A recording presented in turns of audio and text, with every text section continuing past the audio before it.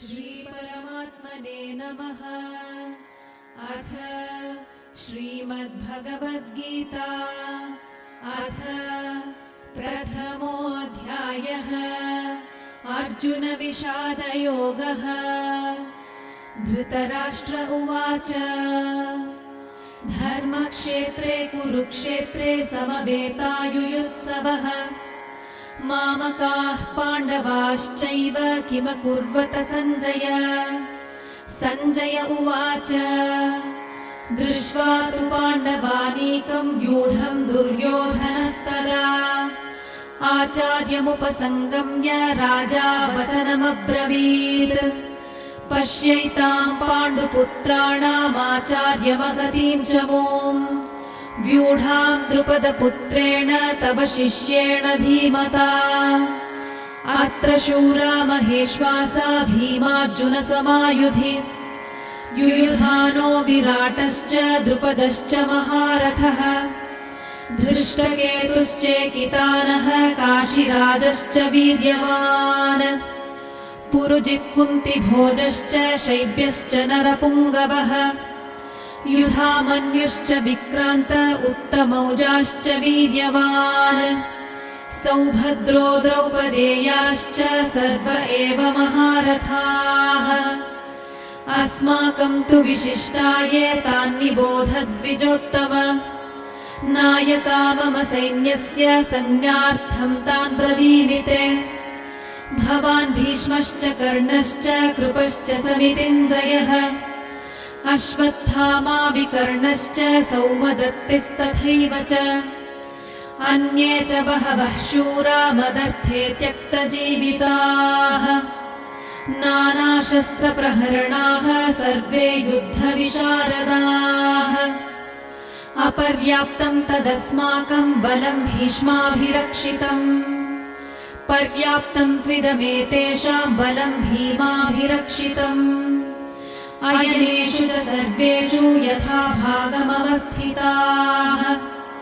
भीष्ममेवाभिरक्षन्तु भवन्तः सर्व एव हि। तस्य सञ्जनयन् हर्षं कुरु वृद्धः पितामहः। सिंहनादं विनद्योच्चैः शङ्खं दद्मौ प्रतापवान्। ततः शङ्खाश्च भैर्यश्च पणवानकगोमुखाः। सहसैवाभ्यहन्यन्त सशब्दस्तु मुलोऽभवत्। ततः श्वेतैर्हयैर्युक्ते महति स्यन्दने स्थितौ।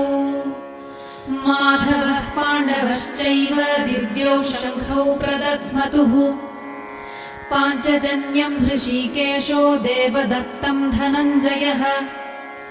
पौण्ड्रं दध्मौ महाशङ्खं भीमकर्मावृकोदरः।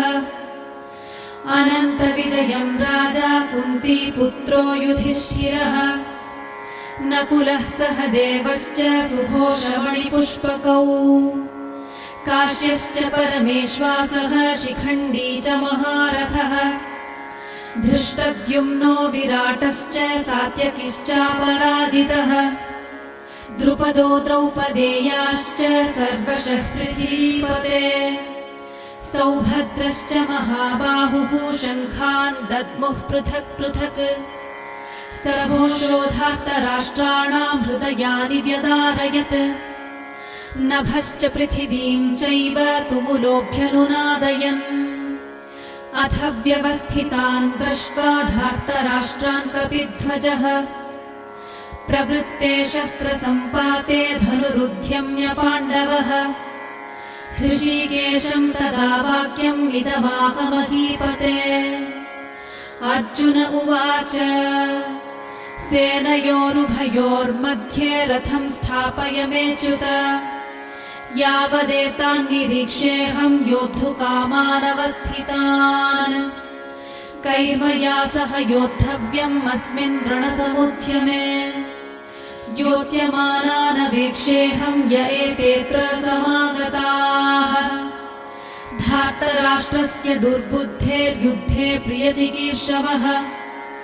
सञ्जय उवाच एवमुक्तो हृषीकेशो गुडाकेशेन भारत।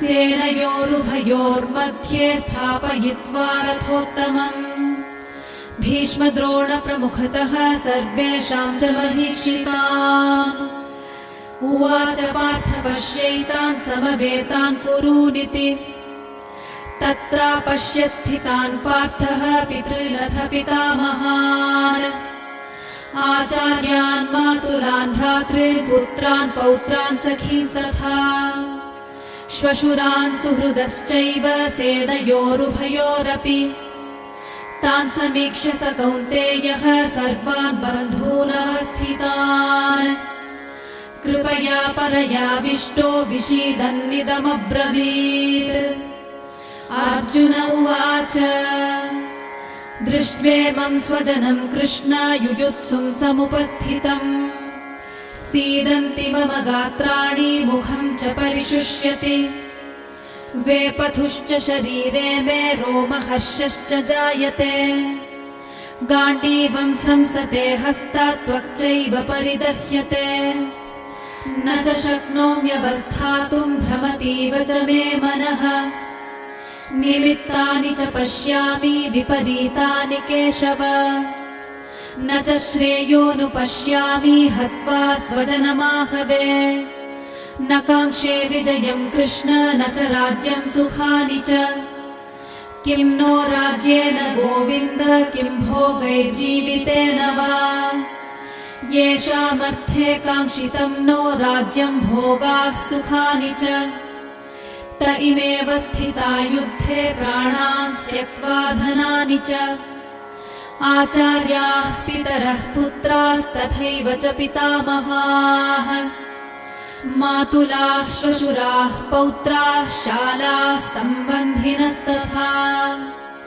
एतान् न हन्तुमिच्छामि घ्नतोऽपि मधुसूदन अपि त्रैलोक्यराज्यस्य हेतोः किं नु मही कृते निहत्य धार्तराष्ट्रान्नः का प्रीतिः स्याज्जनार्दन पापमेवाश्रयेदस्मान् हत्वैतानाततायिनः तस्मान्नार्हा वयं हन्तुं धार्तराष्ट्रान् स्वबान्धवान् स्वजनं हि कथं हत्वा सुखिनः स्याम माधव यद्यप्येतेन पश्यन्ति लोभोपहत चेतसः कुलक्षयकृतं दोषं मित्रद्रोहे च पातकम् कथं न ज्ञेयमस्माभिः पापादस्मान् निवर्तितुम् कुलक्षयकृतं दोषं प्रपश्यद्भिर्जनार्दन कुलक्षये प्रणश्यन्ति कुलधर्माः सनातनाः